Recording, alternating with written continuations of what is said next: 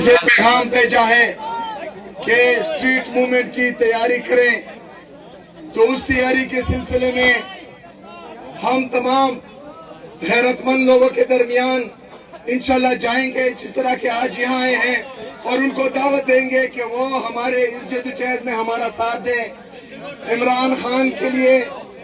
جب بھی عمران خان صاحب کال دیں گے اسٹریٹ موومنٹ کی، تو ہم امید کرتے ہیں کہ انشاءاللہ تعالی آپ ہمارا ساتھ دیں گے انشاءاللہ۔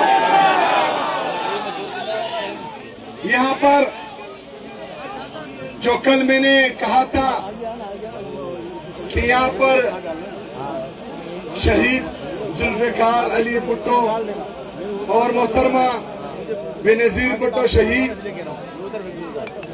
کی سیاست چل رہی ہے، اور جس طرح کہ میں نے کہا تھا کہ پتہ نہیں ان کی وہ والی روح کب آزاد ہوگی، تو وہ آج آزاد ہو گئی ہے، اور جناب باغ کے گیٹس کو تالے لگ گئے ہیں، لیکن انشاءاللہ تعالی ہم کل جلسہ کریں گے انشاءاللہ تعالی۔ آپ تمام نے انشاءاللہ تعالی کل کراچی کے جلسے میں بھرپور طرح سے شرکت کرنی ہے، اور ہم نے پوری دنیا کو یہ پیغام دینا ہے کہ سندھ عمران خان کا تھا، عمران خان کا ہے، اور انشاءاللہ عمران خان کا رہے گا۔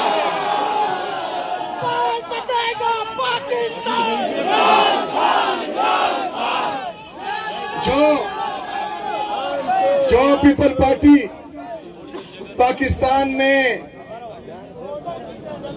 آئین کی علمبردار تھی،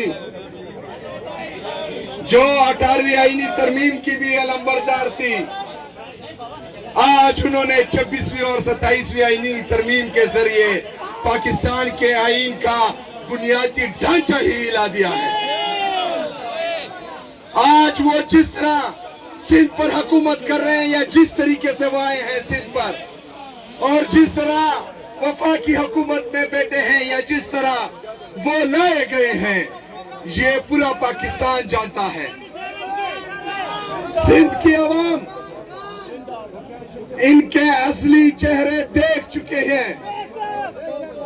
سندھ کی عوام اب تبدیلی چاہتی ہے، ان کے چہرے مزید دیکھنا نہیں چاہتی۔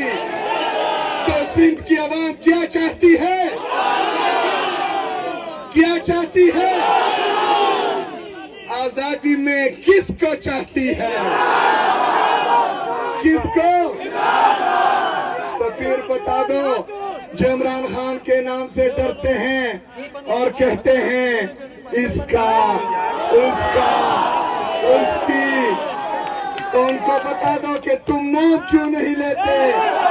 نام ہے عمران احمد خان، عمران احمد خان، عمران احمد خان، نام یاد رکھنا۔